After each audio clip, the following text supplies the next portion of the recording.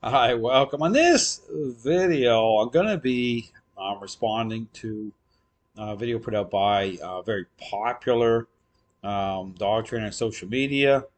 Refers to himself as the Dog Daddy. And interesting in a sense, again, by the way, when I talk about a interaction-based method, one that takes the path of a power play, well, people will look at trainers like the Dog Daddy, Caesar Milan. And so I'm going to talk through some of this because, again, I talk about why it's really important that a process itself, when you take the path of power play, that it follows the right path by way of providing clarity to the dog, clarity to the owner. And I talk about those core ingredients by way of influence and control, that they align the right way through a interaction-based method that speaks what I call the right language. So we're going to talk about this by way of even certain themes such as being dialed into the dog's state of mind, by way of the role of influence, by way of intercepting, okay? Which again is a big theme you're going to see on this video here as I play this. And the title of this video, by way of Dog Daddy, is Training My Biggest Challenge Yet, 200-pound Mastiff. So I've trained Mastiffs, I've trained all sorts of dogs. And one thing you're going to want to notice here, and again, you see someone like the Dog Daddy, I'll talk about this issue about appearances, okay? A show, okay? That's very much a theme here with the Dog Daddy. It's problematic. I talk about this because, again, I talk about depth of relationship, okay? It's important to be dialed in the right way.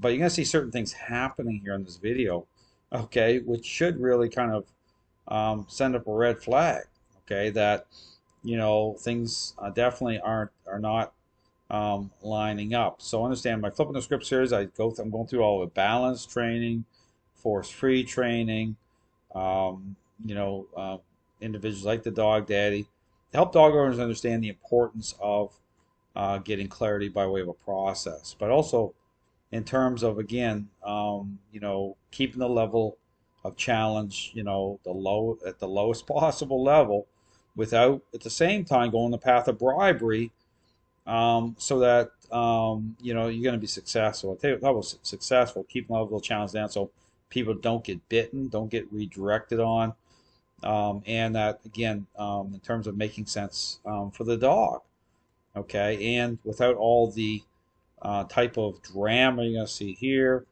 Chairs in the air. I mean, you're going to see it all.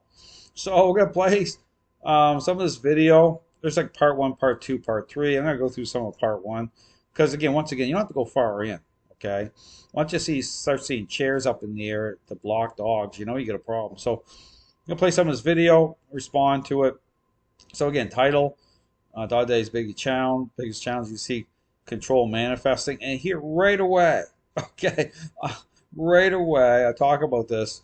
Why it is I don't go in. When I go in to help dog owners, okay, it's about, going in, setting the right tone, okay. The moment that you make contact with the dog, it's really important that, you're bringing the spotlight on the owner the right way, that they're engaging right away, okay, with intercepting the dog's state of mind.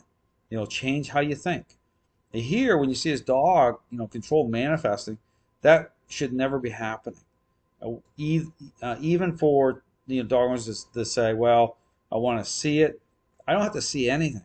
I don't want to see that, okay? Because you don't want the dog, you don't want control manifesting because it represents a problem, okay? It's control manifesting. It's like a drug. Okay, you want to intercept that right away. That's one of the big themes of the system is proactive. Okay, proactive, just like your role as a parent-child relationship, proactive, especially once a relationship problem is underway. So there's a major disconnect here. You're going to see that as I go through it. So we'll talk about that as we go along. I'll stop at certain points again to talk through this because here's the thing. I do a lot of talking, but one of the things I tell people is it makes no sense to do something unless you know why you're doing it. So often people are doing stuff using treats, interacting with dogs in certain ways, and that's a problem because you have to be able to connect dots. why are you doing the things that you're doing? It's important. Information is really important, so you can invest the right way and be successful. I am on the way to train my biggest challenge yet. Donald's biggest challenge yet was really his biggest challenge yet is still coming, is to actually figure this stuff out. Okay, it's actually to dial into what a process is. That's the dog daddy's biggest challenge. This ain't the biggest challenge. His biggest challenge is actually to make a trade-off, okay, by way of, again, of connecting dots properly. There's the biggest challenge, is apply critical thinking.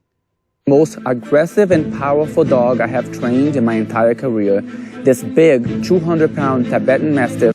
And that's the thing. You'll never see me put out videos like this, okay? Like trying to showcase like this.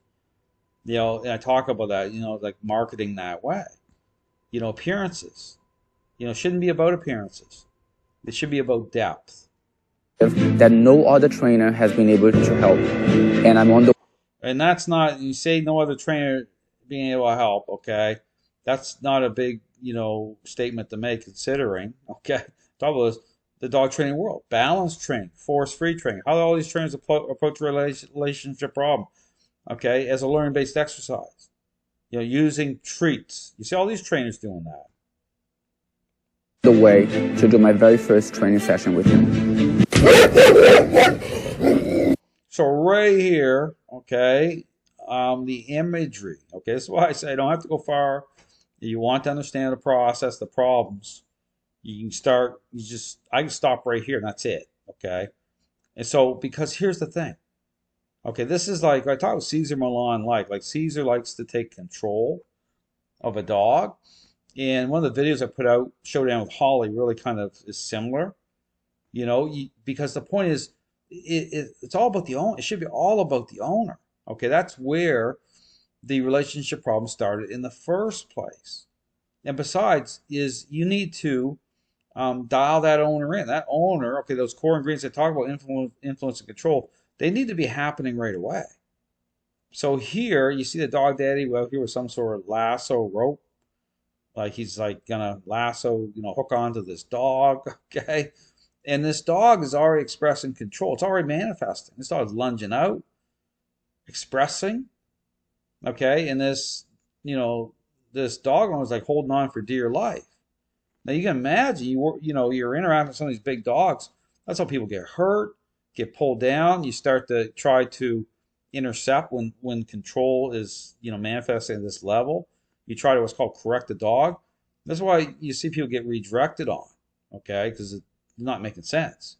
Because control manifest. It's like a drug at this point. And so here, what should be happening? Okay, I'll talk right away. What should be happening?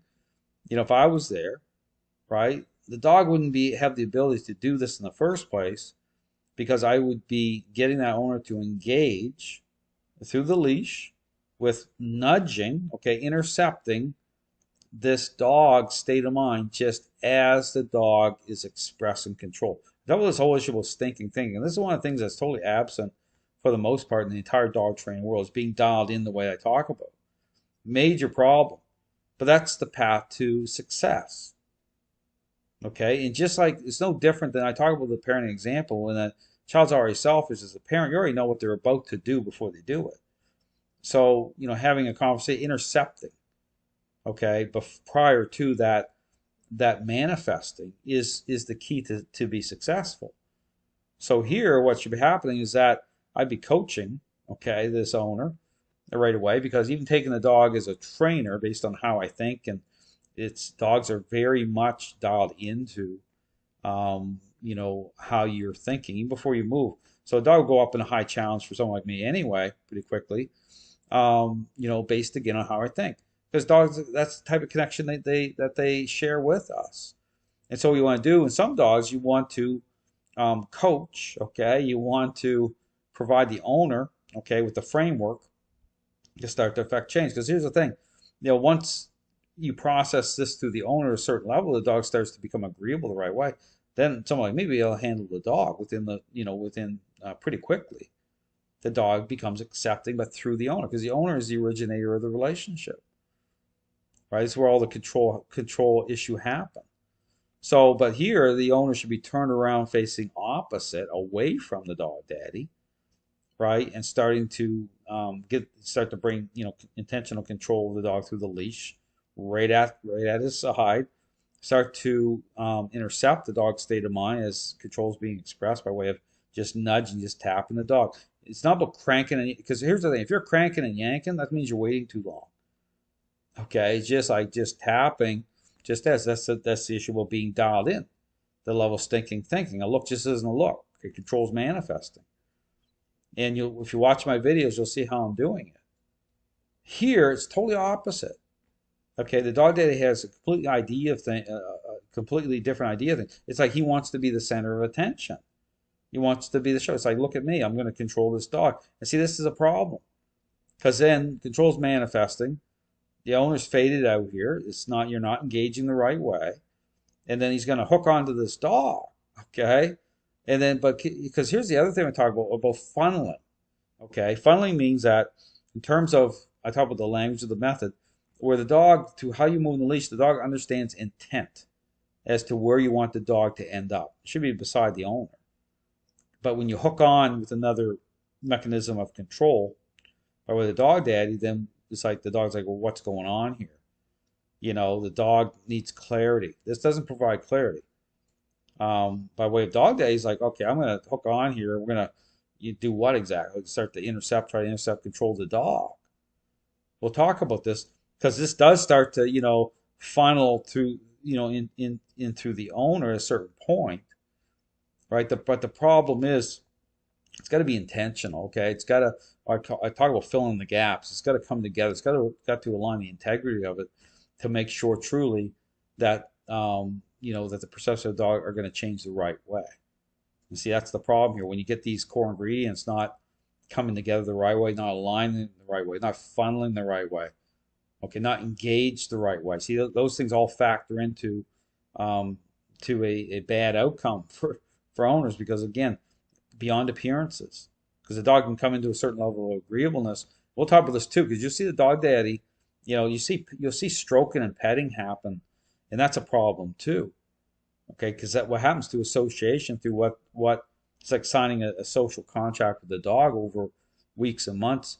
That becomes weakness. That petting, that emotional connection with the dog, it begins to empower the dog. So you want to remove that from the equation when you're in the middle of a intervention with the dog, because those moments will set up as though the dog looks good, or, well, no, actually the dog's gaining control in certain moments. It's like bouncing back and forth. The moment I received the message on Instagram about Squatch situation, I just knew I had to help this family. The moment that I met Squatch, I knew I had my work cut out for me. He was going to be my biggest challenge yet. Many owners will tell me that they have the most difficult dogs. But, I understand, we talk about biggest challenge. So, you look at, just control manifesting. Yeah, that's not the way you should look at challenge. I mean, you should look at challenge as, it's all about, again, focusing on the owners the right way. When you do that, you look at challenge differently. Okay, it's just like because really, when I'm going to a situation, I barely look at the dog. Okay, it's not about the show that way, because control is going to manifest that way to begin with. Dogs, I'm going to remove that opportunity pretty quickly, because I'm going to get that owner to engage. So really, the spotlight's different. It needs to come onto that owner in a big way. But when I actually meet the dogs, they're not really that difficult. Squatch, he is different. With a dog this big and powerful, one little mistake and things can get very bad. Yeah, they get you really bad, because understand that you're going outside the parameters of a intentional, interaction-based type of approach, where those core ingredients come in a specific way. So that's the problem. Then control's manifesting. So you're opening yourself up to all sorts of problems. Very fast. So here, this is bad, right? I mean, the dog starts to bite into the owner. That should never be happening.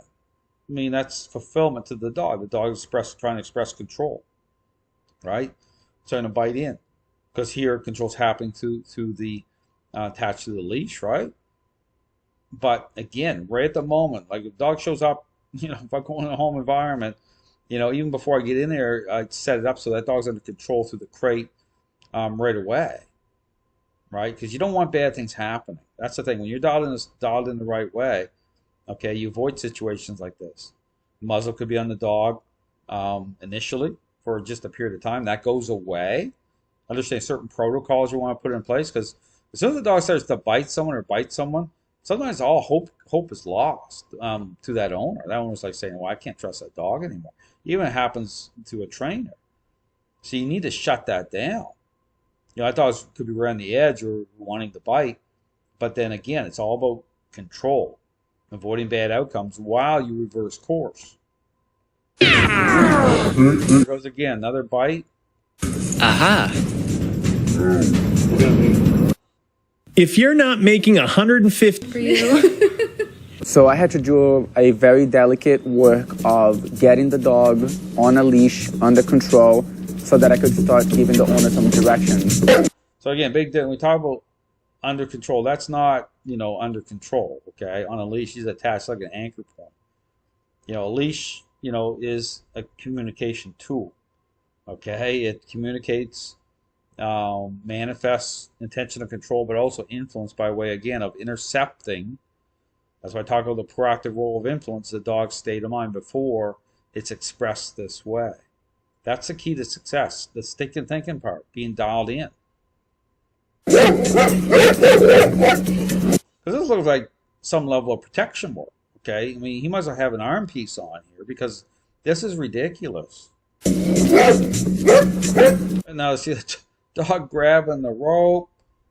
I mean, the recipe for disaster, because understand, any moment here, this guy could get redirected on. That's the problem. Like, it's just a very tense situation. And this is the thing. So when this happens, so now you get the chair up in the air. I mean, you see some trainers will have like the tennis racket. Actually, some trainers actually walk in like with the arm piece on. They're expecting to get bit. So if that's happening, then you're not dialed in. Okay, understand that's the first sign. Okay, is you're holding a chair, a tennis racket, or you got an arm piece on, or a bodysuit on, right? It's like, okay, well, this is getting, again, this just layers up into more craziness, because so many things can go wrong. And here's the thing you think about. Then when you look at something like this, well, how does this transfer over? Like anyone watching this video, because people look at this and say, okay, this is, I get a dog that's similar. I can, this is my way forward. I need to get my lawn chair out. And, how does this transfer over to someone that's looking to change their dog? It's got to provide clarity. It's got to be safe, right? But this looks like chaos.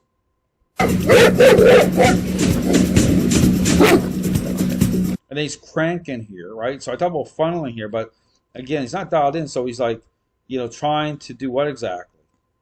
Trying to snap the dog out of it. But then you're in a power, so here you're in a power play situation. But this isn't funneling in through the owner the right way at all. This could all be avoided. Understand this, all this stuff that you see happening with chairs and with lasso like a cowboy and all this stuff, all of this can be avoided. Now, don't get me wrong, people, you get these bribery-based trainers who look at this, and guess what their advice would be like, back up, a dump truck full of treats. That's not the solution either. Okay, this is about influence and control, but all coming there, all aligning the right way directly to that owner. I'm going to make my way in now. So again, his goal is, right, this is the crazy part of it, is he wants to take control. The dog day, the show, right, on him. That's not the right way to be doing it. Okay, you process it through this owner, because it's got to come back to him anyway. I understand it's got to line up through him. And if influence again is proactive, and you're dialing this guy in, the owner in, then you don't have to be doing any of this. This looks crazy. Hey, hey. He's extremely smart too. He's trying to chew the leash as fast as he can. See, just like crazy stuff. But this can set up to the show. Like people look at this and they love all the drama, and it makes it look like the most severe case, right? It's like this is something from I don't know what. So this could be like, okay, this is like, wow, look at this. This is amazing. The dog daddy is able to, control this to get. He's in there with the chair. He's got things going. I mean, no. Yep.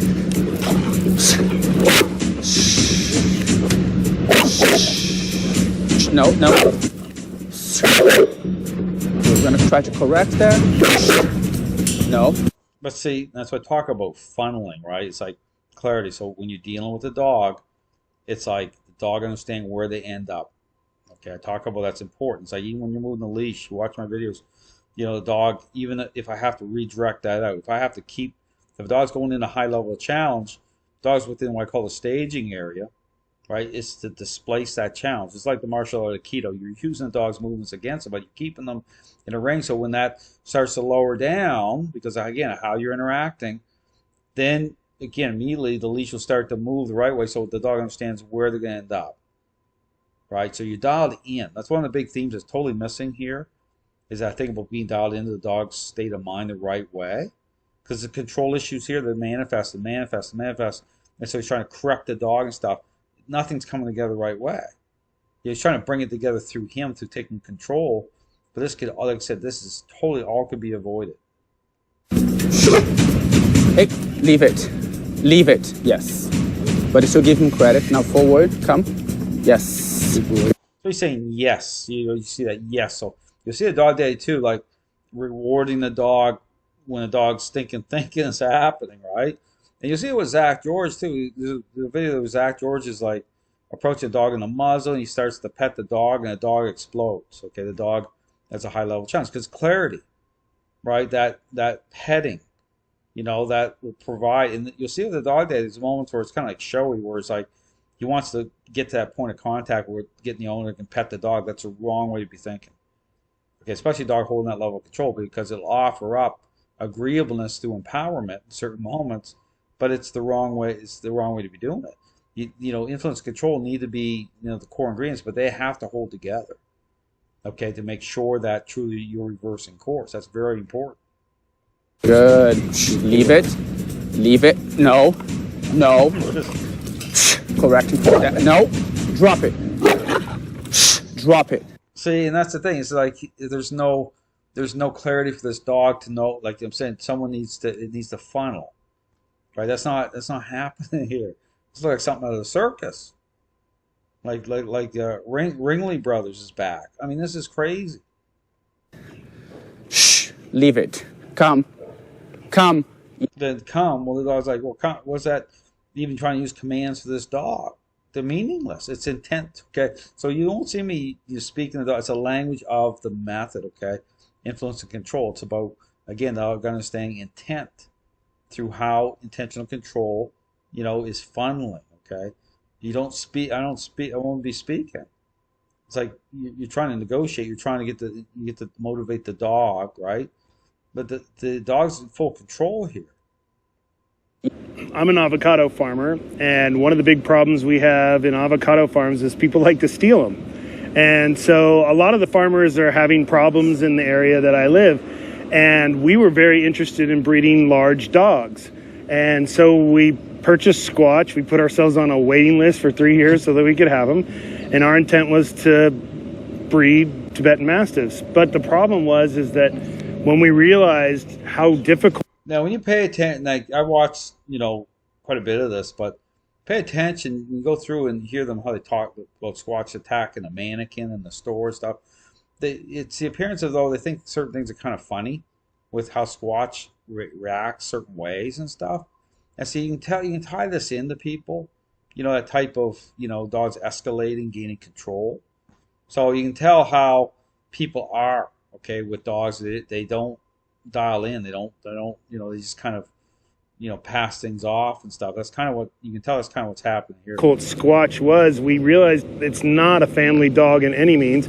It's okay if it's in an avocado orchard and protecting your orchard, but he's a handful when you bring into the house and when you want to have anybody else around. Yes, come on, he's thinking about it. So notice there he's talking about anyone else around. So, when people have a certain emotional connection with dogs, typically, a dog, control and influence isn't part of the environment and part of the interaction. So a dog can appear, right, pretty good. And they're not. Okay, I understand. I talk about that. Again, that's why it's important to get those core ingredients. Let's go. It's a big deal for him. Come. Yes, come on. And then you walk a little bit this way, but don't pull yet. Come. Yes. She's trying to negotiate here. Trying, and again. No. The dog escalates, right? Just like the same thing. It's like, it's this back and forth stuff, right? Everything, because this isn't about integrity of a specific method, but those core ingredients are coming together the right way. No. Come. Yes. Good. Go in and No. Hit the chair. Shh. No. And then just tighten the leash a little bit more. Yeah. Saying totally loose, so he's not. Well, now bring control through it. That's the thing. It's just like, clarity. That's not part of this method. Okay, that way. So he power plays it, but it's very erratic. Okay, he'll move all over the place. You see me moving, you'll see I'm moving in an intentional way. Okay, every movement, okay, has meaning. Okay, it needs to line up. That's the secret here. With the dog day, you don't see that. He's all over the place. He's trying to power play it. He's trying to funnel it towards him, so he can kind of be the show, right? But you have to think about it. Where's it all need to come through the beginning? This could all be avoided if you just make it about the owner and tie in those core ingredients. Make sure through the leash everything is, again, intentional control, intercept the dog's state of mind, thinking. You watch my videos, you'll see how I'm doing it. So I'll stop it here, because if you can watch more of it yourself, and you'll see, again, it does, align up, it does starts coming, but you'll see there's still all sorts of problems, okay, because, again, the role of influence is not intentional, okay. It's still, you'll see a lot of loose leash and, correcting the dog and things like that. But all I'll say, when people look at the dog daddy, it makes for great drama. You see, chairs up in the air, you see all sorts of craziness going down, but you can also see the potential for all sorts of other issues. And with people, again, getting redirected on, it kind of opens it up that way. So again, my encouragement, if you're dealing with dogs like this, dogs that hit the tipping point, watch some of my videos. You want to keep it safe. You want it to be intentional. You want to make sure those core ingredients are part of a process the right way, coming together the right way. Don't follow a path of bribery, okay? Don't be using treats. Don't motivate that way. The relationship's the motivator. Okay, it needs to tie in properly. So, again, you can check out my website. Lots of great information. Thanks for watching.